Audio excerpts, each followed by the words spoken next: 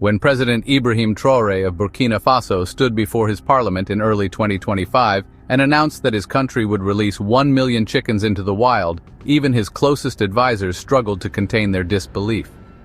To outsiders, it looked like a stunt. To critics, it was reckless.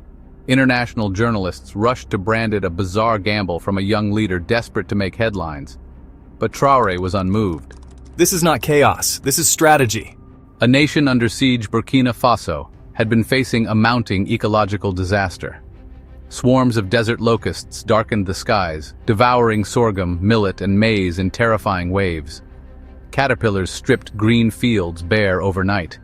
For farmers who had labored for months under the punishing Sahelian sun, it felt like watching their lifeblood vanish in a matter of hours. International aid agencies responded as they always had, with offers of pesticides and chemicals imported from Europe. But these solutions were slow to arrive, painfully expensive, and came with consequences that many villagers already understood too well. The poisons degraded the fragile soils, tainted water sources, and locked Burkina Faso deeper into dependency on foreign suppliers. Traoré knew that waiting on outside help was a path to nowhere. He needed an answer that was swift, self-reliant, and undeniably African. His choice was both simple and radical: chickens. Why chickens? To most people, chickens are ordinary barnyard animals, symbols of everyday life, not tools of statecraft. Yet in the president's eyes, they were nature's overlooked army. A single chicken can devour hundreds of insects in a day: locusts, beetles, worms, caterpillars, and more. Multiply that appetite by 1 million, and you have a living biological defense system. But Traoré's vision extended beyond pest control. Chickens, he argued, could fight hunger as well as locusts. Released into villages and farmlands, they would not only protect crops, but also reproduce, lay eggs, and become a renewable source of protein. Each bird was a soldier, as he described them, but also a provider. The plan was breathtaking in scope, but so were the costs. Breeding and transporting 1 million chickens tested the limits of Burkina Faso's modest budget. Logisticians had to map drop points across provinces so that the birds wouldn't cluster in one place. Veterinary teams were mobilized to prevent disease outbreaks. Western commentators ridiculed the spectacle as poultry theatrics. What is truly expensive is hunger. What is costly is dependency. Chickens are an investment, not an expense. The day of release. The spectacle arrived with both chaos and celebration. Across Burkina Faso, villagers gathered in fields and grasslands as trucks rolled in, carrying crates stacked high with restless, clucking birds. When the doors swung open, chickens poured out in waves, scattering across the soil like feathered soldiers charging into battle. Children shrieked with laughter. Farmers stood in silence, watching with cautious hope. For a nation weary of waiting for others to solve its crises, the scene carried a strange, almost surreal power. International cameras caught every moment, beaming images of Burkina Faso's feathered army to audiences around the world. Was this desperation dressed up as innovation? Or was it the start of a bold new chapter in African problem-solving? A gamble in sovereignty. Traoré understood that politics is as much about perception as policy. The chicken release was not only about pest control, it was about sovereignty. In one symbolic act, he rejected the dependency cycle that had trapped African nations for decades. By choosing chickens over chemicals, Traoré sent a message to the West. Burkina Faso would not be a client state forever waiting for shipments of pesticides and IMF loans. His was a defiant statement that African creativity could tackle African problems. It was a dangerous gamble. Failure would invite ridicule, both at home and abroad. But success would cement his reputation as a leader unafraid to take risks, unafraid to rewrite the rules. Early results. Within weeks, reports began filtering in from the countryside. Farmers noticed locust swarms breaking apart as chickens feasted along the advancing fronts. Crops that might have been wiped out in hours were holding steady. At local markets, egg supplies rose. Prices dropped. Families who once struggled to afford protein found it newly accessible. For children especially, the nutritional gains were immediate. Burkina Faso, mocked only weeks earlier, was showing signs of having stumbled upon something extraordinary. The power of narrative. But Traoré's brilliance was not only in releasing the birds, it was in how he framed the story. He knew the images would travel faster than any policy paper. Chickens scattering across dusty fields made for a visual metaphor far stronger than statistics ever could. Western media laughed, publishing mocking headlines, "Burkina Faso goes to the birds." But Traoré leaned into the mockery. In interviews, he quipped, "Yes, chickens are foolish, but sometimes the foolish win." The disarming tone shifted the conversation. Soon, think tanks in Europe were drafting serious reports on avian biocontrol strategies. Universities dispatched students to study the program's outcomes. What began as ridicule was evolving into curiosity, and curiosity into respect. Soon the ripples spread beyond national borders. Delegations from Niger and Mali quietly visited to observe results firsthand. They found that in test zones, crop damage had dropped by as much as 40% without a single liter of imported pesticide.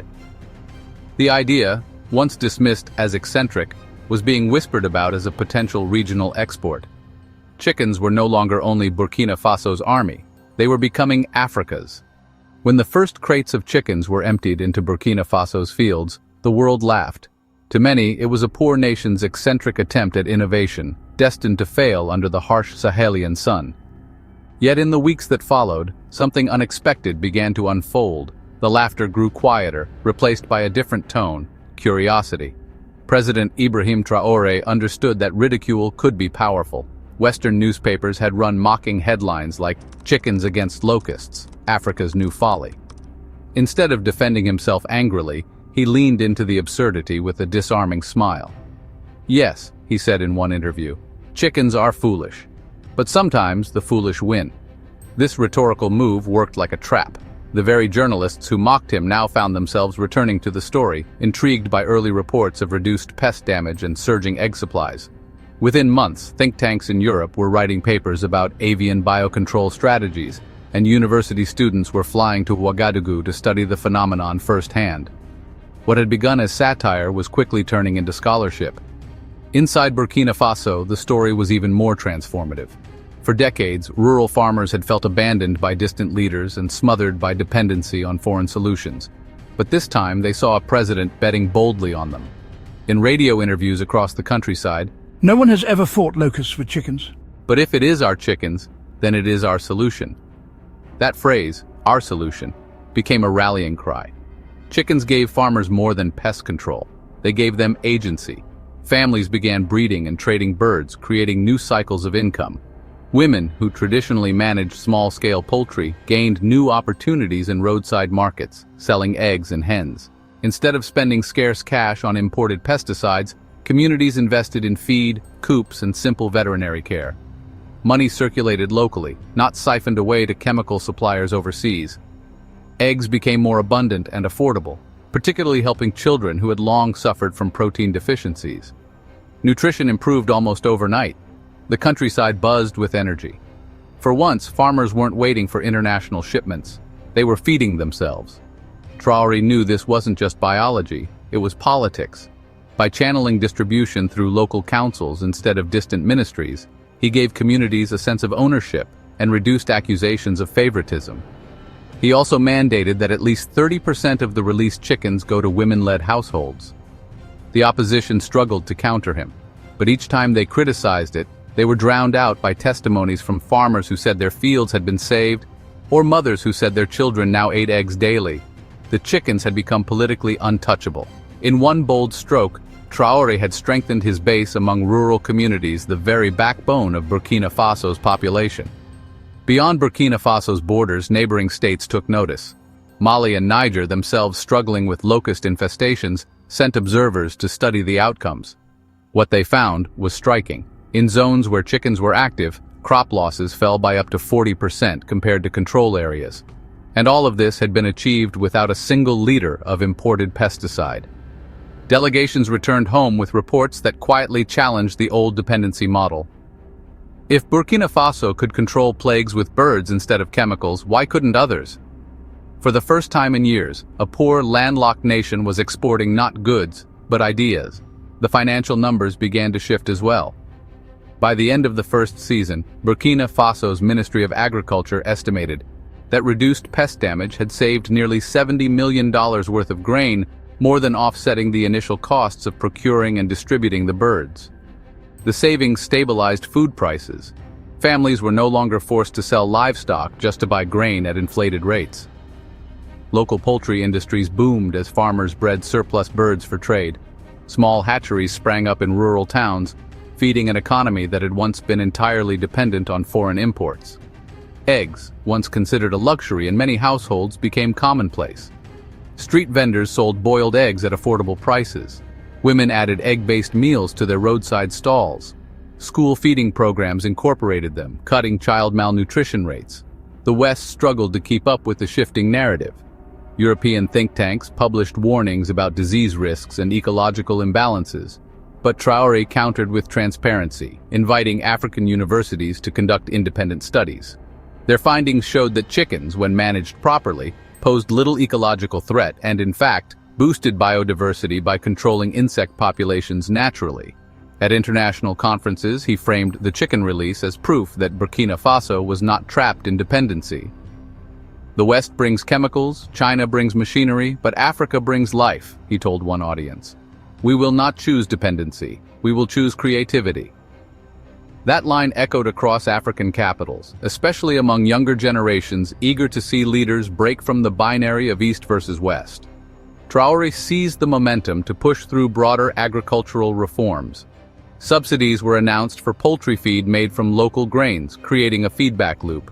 Crop farmers supplied poultry farmers, and poultry farmers protected crop farmers by eating pests.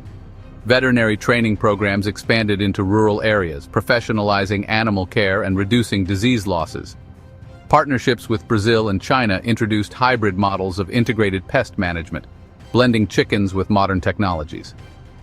The chickens had opened the door to a larger vision of agroecology, a system in which farming, livestock, and ecology worked together instead of against one another. But perhaps the most enduring power of the chicken gamble was symbolic. Chickens were no longer seen as small, fragile birds. They became living metaphors for Burkina Faso's resilience. In urban neighborhoods, murals began appearing, paintings of chickens pecking at giant locusts, often with slogans like "Africa fights back." Musicians wrote songs about the million birds. Youth posted memes of chickens in military helmets, turning a national gamble into folklore. This symbolism mattered because it reshaped psychology. For decades, Burkina Faso had been portrayed as fragile and dependent.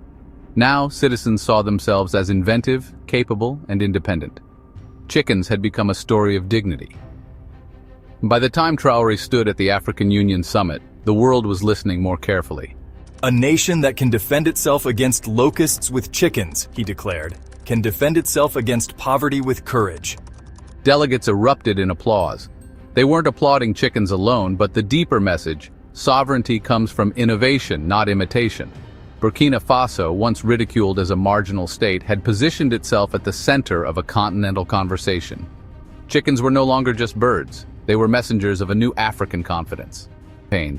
Ecological skeptics warned of potential imbalances. But instead of derailing the program, these challenges pushed Burkina Faso to build stronger institutions: veterinary schools, ecological monitoring programs, and rural extension services. Weaknesses became opportunities for growth.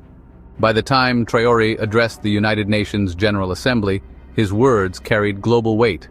We did not wait for the IMF. We did not wait for the World Bank. We did not wait for aid that never arrives, he said. We used our own hands, our own birds, our own courage. That is the lesson of Burkina Faso. Sovereignty is not given, it is built. Delegates who once scoffed now listened with respect. Some even considered whether similar ecological approaches could be adapted to their own food security crises. What had begun as a million clucking birds in dusty fields had transformed into a model of sustainable agriculture, sovereignty, and multipolar defiance. In the long view of history, Ibrahim Traoré's gamble was about far more than pest control. It was about rewriting the story of a nation that many had written off. It was about showing that even a small, resource-constrained country could create solutions bold enough to inspire a continent and confound the world. The chickens were never just chickens. They were a metaphor for resilience, for sovereignty, for the stubborn refusal to accept dependency as destiny. And as Burkina Faso's fields grew greener, its markets fuller, and its people prouder, the gamble that once drew laughter had become a symbol of an African awakening. Burkina Faso's million chickens may have started as an experiment, but they ended up as a lesson that courage, creativity, and sovereignty can sometimes wear feathers. Now the question is for you. Do you believe bold, homegrown strategies like this can reshape Africa's future? Could this be the model that inspires a generation of leaders to turn crisis into opportunity? Drop your thoughts in the comments below. Support this work by liking the video. And don't forget to subscribe to the channel so you never miss the stories that matter.